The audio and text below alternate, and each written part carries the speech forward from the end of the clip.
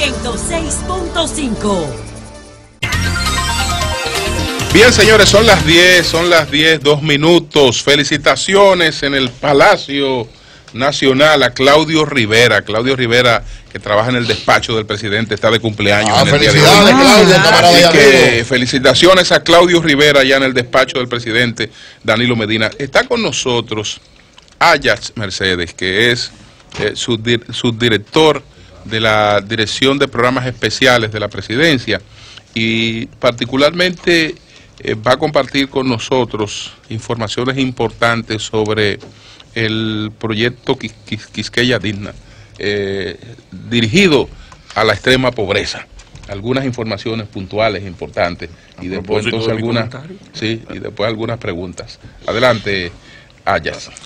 Bueno, muchas gracias a todo el equipo del Sol de la Mañana, y placer compartir con su amplísima audiencia. Gracias. Y como bien decía Pablo Macchini, la República Dominicana ha tenido un desempeño macroeconómico ejemplar. También lo decía Eury en su comentario al inicio de la mañana. Sin embargo, ese comportamiento económico ejemplar no se ha traducido siempre en la mejoría de las condiciones de vida de la población. Por eso hay organismos que han escrito reportes sobre República Dominicana que se titulan "Cuando la prosperidad no es compartida", por ejemplo. Entonces, esto es una característica estructural de la República Dominicana, que tiene sus raíces en la mala distribución del ingreso, en los bajos salarios, en que la productividad creciente de la economía no se traduce en salarios reales crecientes, y toda una amplia gama de problemas que son profundos y que son estructurales. Entonces, por esta razón, para poder profundizar la redistribución de los beneficios del crecimiento económico, es que surge el plan Quisqueya Digna. Para dar un ejemplo, en términos de pobreza monetaria general, del 2004, fecha de la crisis de Baninter, al 2012, la pobreza general disminuyó 9 puntos. Pero del 2012 al 2016, la pobreza general disminuyó 11 puntos. O sea, en 4 años, en los primeros 4 años de la gestión Medina, la pobreza general disminuyó más que en los 10 años anteriores. Los primeros 10, 4 puntos, y luego 9 puntos y luego 11 puntos. 11 puntos. Pero en términos de pobreza extrema, la situación es diferente. En los últimos 4 años, del 2012 al 2016, la pobreza extrema solo ha bajado 3,9 puntos. O sea, que en promedio... ¿En los últimos? 4 años. Y mientras que en los 10, la pobreza extrema, que es cuando la población no tiene acceso ni siquiera a la canasta alimenticia. La pobreza general es cuando la población no tiene acceso a la canasta básica. Pero cuando la población no tiene acceso ni siquiera a lo elemental para comer, para no desnutrirse, para que la ingesta calórica sea superior al gasto calórico diario de cada persona, entonces eso solamente ha bajado 3,9 puntos en los últimos 4 años. O sea, en promedio, la pobreza extrema ha disminuido 1 punto por año, mientras que la pobreza general ha ido disminuyendo 3 puntos por año entonces, a partir del 2012. En Comunidad Digna, ¿qué se hace? El Quisqueya Digna, no traiciona. No, en Quisqueya Digna tenemos un planteamiento que es que la pobreza y la falta de inclusión social no es un problema único, tiene 3 manifestaciones. Un problema, que es parte de eso, es cómo salir de la pobreza. El segundo problema es cómo no volver a la pobreza ante situaciones de shocks externos, lo que el Banco Mundial llama la resiliencia. Y sabemos que estamos en un país en el que cada año hay una situación de un embate climático que echa por la borda 10 años o 15 años, 20 años de ahorro de una familia en una semana.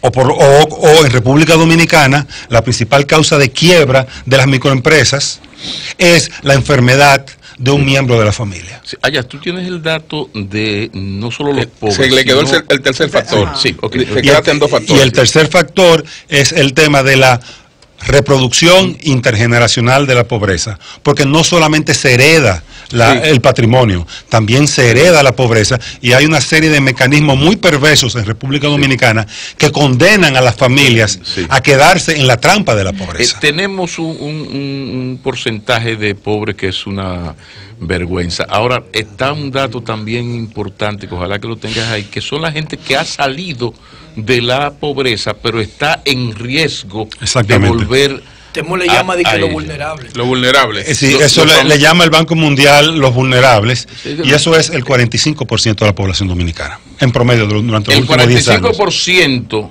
Sí. Con una 45 de cada 100 dominicanos son o pobres o han salido de la pobreza, pero están en riesgo. A punto de con cualquier resbalón, volver a... magistrado, ¿no? Por tanto, Pablo, ya que tú planteas eso, las políticas públicas... Es mejor ser vulnerable que ser claro que extremo, sí, claro que sí. Pero lo que pasa es que las políticas públicas entonces no pueden focalizarse solamente en la pobreza. Tienen que focalizarse también en esos sectores medios que están a un punto de, a un huracán, a una enfermedad catastrófica, a un accidente grave, o como el caballero que fue asesinado por lo que tú explicado, para robarle el Uber el 31 de diciembre. Comunidad Digna conoce muy bien la problemática. Ahora, ¿qué están haciendo ustedes? Vamos arriba. Sí. En este sentido, tenemos una propuesta programática que da respuesta a cada uno de esos 3 problemas. Para el problema de cómo salir de la pobreza, tenemos 3 programas específicos. El primero, el programa de mejoramiento de vivienda y condiciones del hábitat. El segundo, el programa de mejoramiento del empleo, y el tercero, el programa de desarrollo territorial integral, porque hay situaciones de exclusión que no se expresan a nivel del individuo, se expresan a nivel de la comunidad. Por eso hay debilidades en los esquemas de focalización individual, porque muchas veces se trabaja con solamente una familia. ¿Cuál es la tercera? Desarrollo territorial integral. Todo esto es para el primer eje. Sí. El segundo, ¿Qué significa desarrollo territorial integral? ¿Qué significa eso? Nuevo Domingo Sabio es un proyecto de desarrollo territorial integral. La nueva Barquita, Boca de Cachón. No trabajar individualmente, sino con comunidad. Sino trabajar con el asentamiento. Vamos por parte. Con el asentamiento humano en su conjunto. En Estados Unidos hay un proyecto, hay una política que viene de Inglaterra que se llama gentrificación, la yuca. Tú vas a la yuca y no cabe un camión de bomberos, pero ellos están en el centro de la ciudad. Entonces tú le puedes decir, si Estados Unidos le dice a los desarrolladores ricos, vayan en la yuca y compren, pero compren a sobreprecio. Una casa vale 1 millón, paguen 1,5 millones. Si no se la venden, ofrezcan 2. Después que ustedes tengan la propiedad de eso ahí, entonces vamos a hacer un proyecto. Entonces, esa gente de la yuca son... Pero tú estás hablando de una economía que... Pero vamos a ver que termine la idea. Entonces, lo que yo quiero decir, en el caso de la Barquita, el gobierno recuperó esa zona y los movió a otro sitio. Los movió a otro sitio de manera fáctica. O lo deja ahí, los pero en desenraizó y lo volvió a sembrar. En el caso de Domingo Sabio, el gobierno no está procurando eso. El gobierno le está diciendo, yo le voy a dar para que ustedes alquilen una casa en otro sitio y me dejan esto limpio. Una parte, no a una parte. A una parte. Solamente eso es la franja, más por debajo de la cota 3 del río. Entonces, en las otras franjas del Domingo Sabio, se quedan ahí. Mira, y la nueva Barquita es renovación urbana, que es lo que tú decías. Se extrae una población y se replanta en otro lugar. El Domingo Sabio es mejoramiento urbano integral. Que lo que busca es, primeramente, las zonas más vulnerables tienen que ser reubicadas, porque hay zonas de ahí que no... Porque eso es cinturón verde. Que son de riesgo altísimo para la población, pero hay zonas que no, hay zonas que es consolidable. O sea, en la zona consolidable lo que se plantea es un programa de intervención de mejoramiento urbano integral, que mejore la vialidad, que dote de equipamiento urbano, que...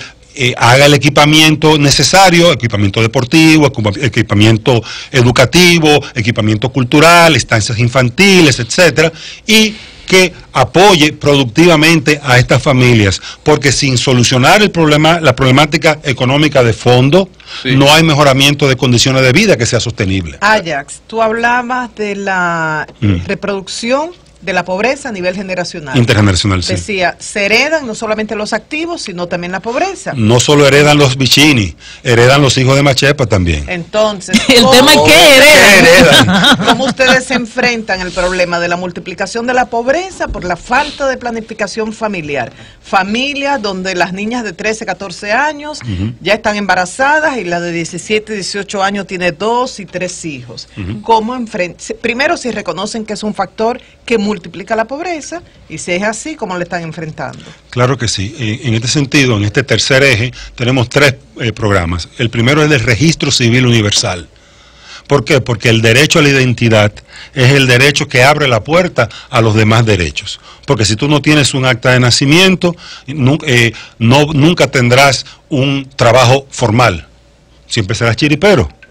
Pero tampoco tendrás acceso a los programas sociales de tarjeta solidaridad, de seguro familiar de salud, etcétera. Pero tampoco podrás tener nunca la oportunidad de salir del país. Si tu hijo es un buen pelotero, no podrá ser firmado. ¿Por qué? Porque no tiene acta de nacimiento, no tiene cédula, no tiene pasaporte y por tanto, si no puede salir del país, no es firmado por los Dodgers de Los Ángeles o por los Yankees de New York. Aunque aquí le falsificamos la... Bueno, pero las debilidades del registro civil tenemos que fortalecerla porque un país que no tiene un registro civil confiable no es un país que merece el nombre de ser llamado país. Entonces el otro tema es el tema de la adolescencia y la juventud, dentro de lo cual hay toda una serie de condiciones de vulnerabilidad muy importantes. El embarazo adolescente, que tú bien señalabas, María Elena. ¿Lo reconoces como multiplicador? Pero claro que sí. ¿Y cómo lo enfrentan? Entonces, en este sentido, estamos trabajando en un conjunto de territorios, que más adelante voy a mencionar cuáles son, para... Dilo ahora, que el tiempo no es que... No, perfecto. Sí. Estamos trabajando ya, en este año, hemos trabajado en 20 territorios, desarrollando lo que hemos llamado las jornadas de inclusión social. ¿De qué territorio estamos hablando? Hemos trabajado en Manganagua, Los Praditos, Enriquillo, San Miguel, Guaricano. Planificación familiar, ¿cómo lo están haciendo? Déjame mencionar cuáles son y luego Pedro Brán, Domingo Sabio, Guachupita, Los Guandules, entre zonas de mucha pobreza, Matambre. ¿Pero qué están haciendo? Entonces, ahí lo que estamos trabajando es lo siguiente. Primero, vamos al barrio y generamos un espacio de diagnóstico participativo y priorización de necesidades con las comunidades organizadas. O sea, porque no se puede superar la pobreza sin contar con los pobres organizados. Las asociaciones, juntas de vecinos, asociaciones de mujeres, etcétera. Entonces ahí se identifican cuáles son esas necesidades sentidas. Correcto. Luego de esto, ya hemos agotado todo este proceso, hemos visto que hay 3 dimensiones importantes. Una primera dimensión, que es la dimensión de restitución de derechos. Y ahí hemos estado trabajando con el derecho al registro civil. Hasta la fecha de junio que comenzamos a trabajar, al 20 de diciembre, 7.285 personas fueron registradas. Luego el seguro familiar de salud, en la cual en el mismo periodo hemos podido beneficiar a unas 73.500 personas. Es la chica padre y la registran. Luego el tema de alfabetización y continuidad educativa, el derecho a la educación, alrededor de 3.000.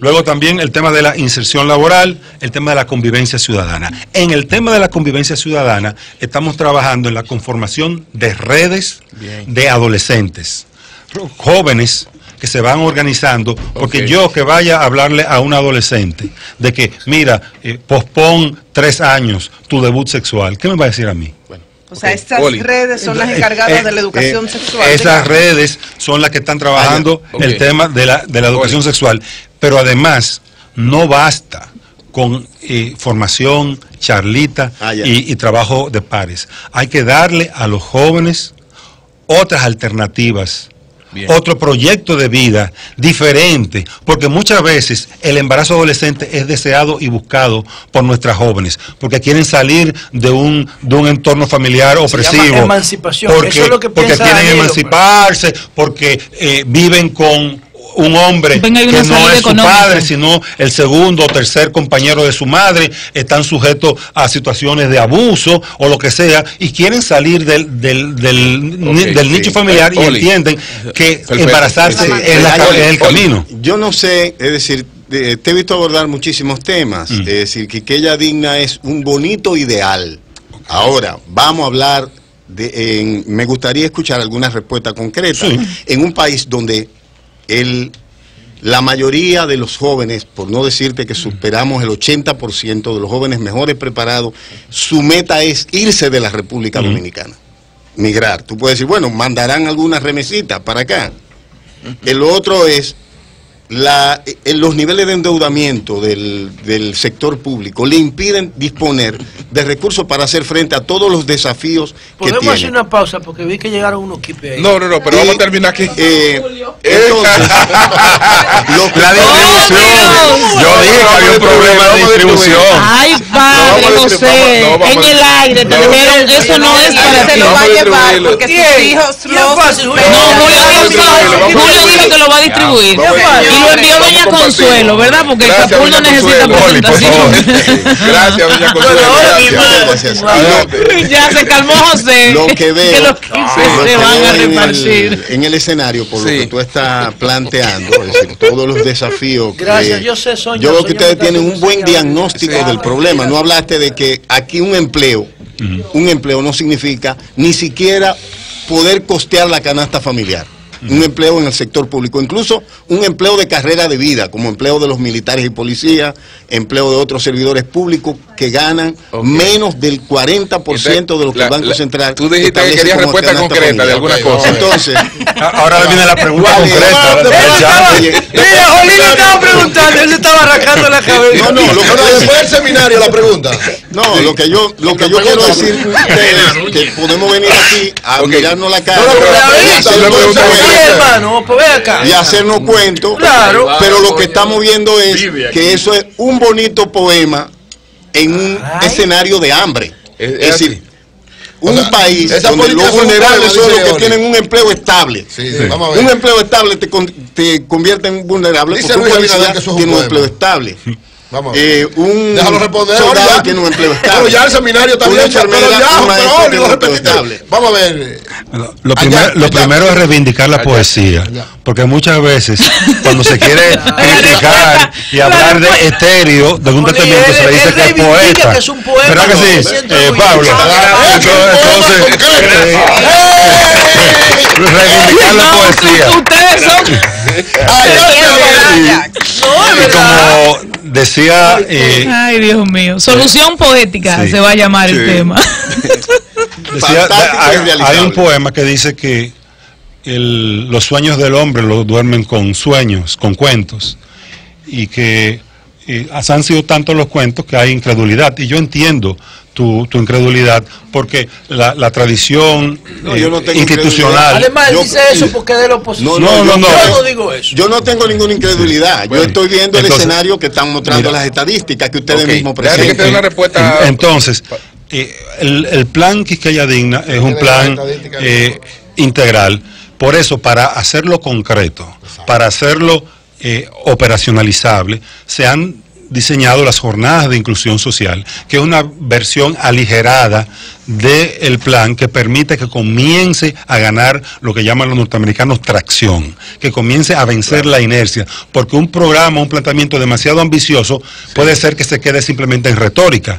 Para vencer ese riesgo, que es real, como bien señala Oli, nosotros hemos diseñado la jornada de inclusión social.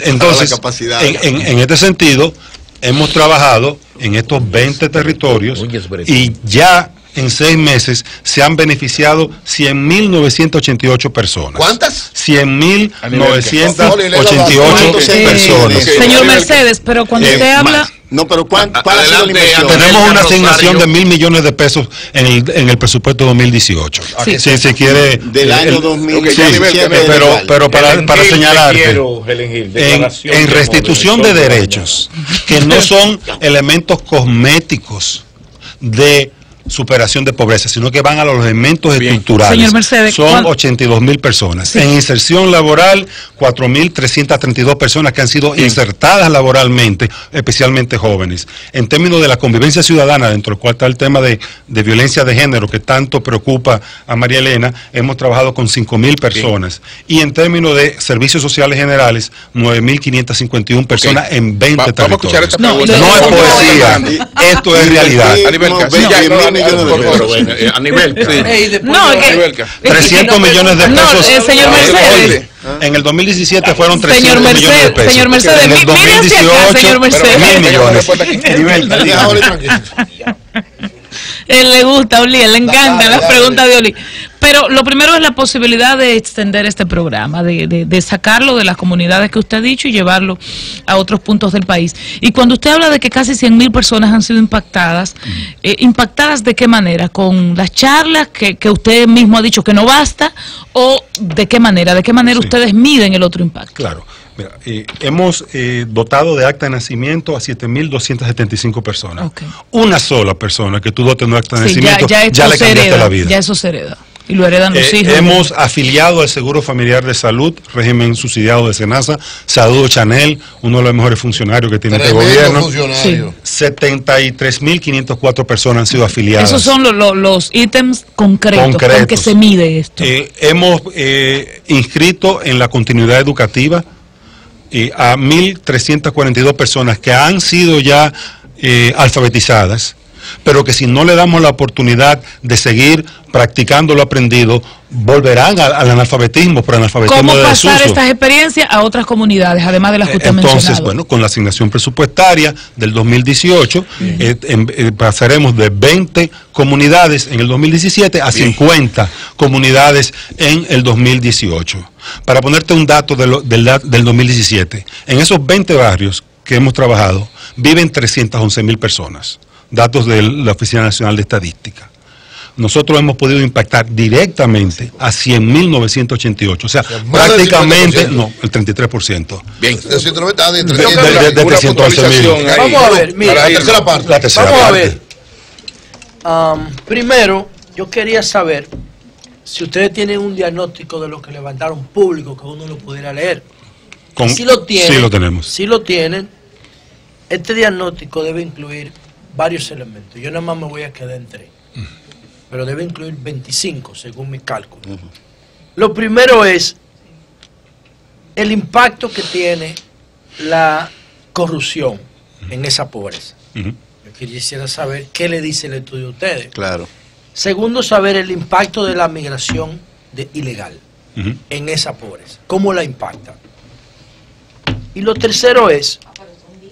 No, son 3. Lo tercero es, tú tienes un gabinete de políticas sociales que lo dirige la vicepresidencia.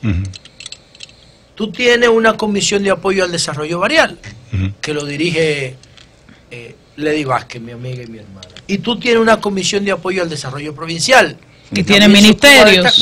Y tiene ministerios para cada área de lo que tú has dicho ahí. Entonces, cuando ustedes encontraron este diagnóstico, ¿no entienden ustedes que debieron acercarse a cada una de estas instituciones y compartirlo? Y decirle esta es su responsabilidad, trabajen aquí. ¿O esto que ustedes están haciendo es sustituyendo lo que ya existe o poniendo un parche o qué? Sustituyó las dos anteriores por esta, porque esta... y la vicepresidencia. No, pero son buenas las 3, pero él te puede responder esta, la última. Faltan las 2 primeras, el impacto de la migración y el impacto de la corrupción. Ok, comenzaré de atrás para adelante para que Julio esté contento, y como él es el administrador del tiempo aquí, cuando tenga que pararme... Sí, mira... El tema de la debilidad institucional es un aspecto que incide de manera fundamental en todo el desempeño social, político y económico de República Dominicana. Es una vergüenza que una señora cuyos derechos han sido violentados, como la que ustedes hablaban de la nueva barquita, tenga que venir un medio de comunicación para que el medio de comunicación se haga eco y entonces luego haya la respuesta. Que no es de la nueva barquita, sino próximo, de la avenida de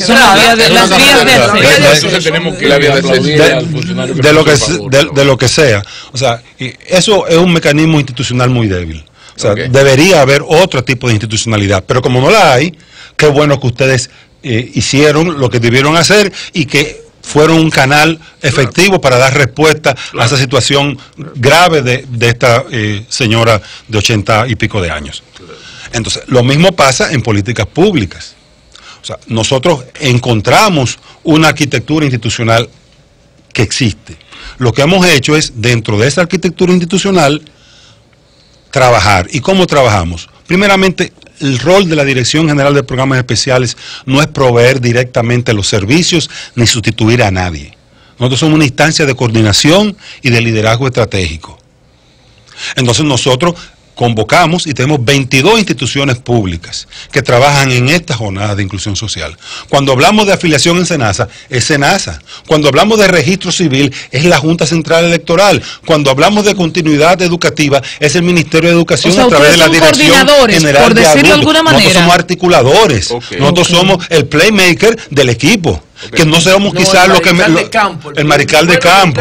Ahí está, esa está respondida. Entonces él quería saber que les dijera brevemente el impacto de la corrupción y de la migración. Y el impacto de la migración ilegal. Sí. O la migración haitiana. La corrupción es una lacra en República Dominicana.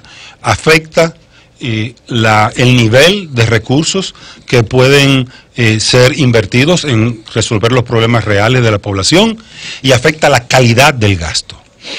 O sea, tanto el monto como la calidad del gasto se ven afectados por la corrupción y por la impunidad.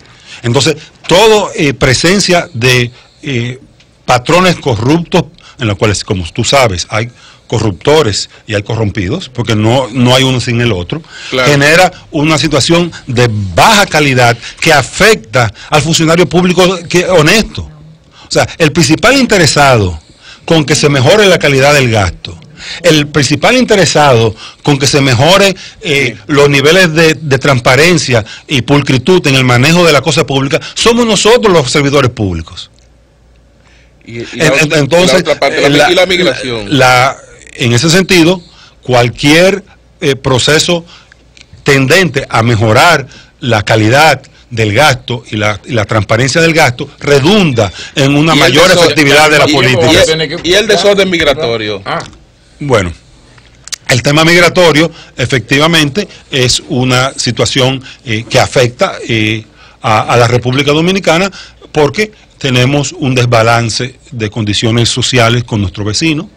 Y donde quiera que hay un desbalance tan grande de condiciones sociales, se generan flujos migratorios. Lo que tiene que hacer la República Dominicana es regularlo. Lo que tiene que hacer es ordenarlo. Ya había uno haciéndose pupú en la 27. Lo que tenemos nosotros... él te preguntaba que cómo impacta... Oye, él te pregunta que ¿cuál es el estudio? Es decir, en los estudios de ustedes, ¿cómo impacta esta migración en la pobreza? Es decir, en la que ustedes están trabajando en esos sectores. Bueno, desde el momento en el cual la población migrante es una población eminentemente pobre, lo que tiende a hacer es a profundizar los niveles de pobreza de los asentamientos donde ellos se ubican. Evidentemente. Bueno, pues muchas gracias. No hay que tener, no es ciencia atómica. Mercedes, dice que ¿cuánto el presupuesto? Subdirector técnico de la Dirección para el 2018, 1.000 millones de pesos. Gracias. Cambio y fuera. Muy bien.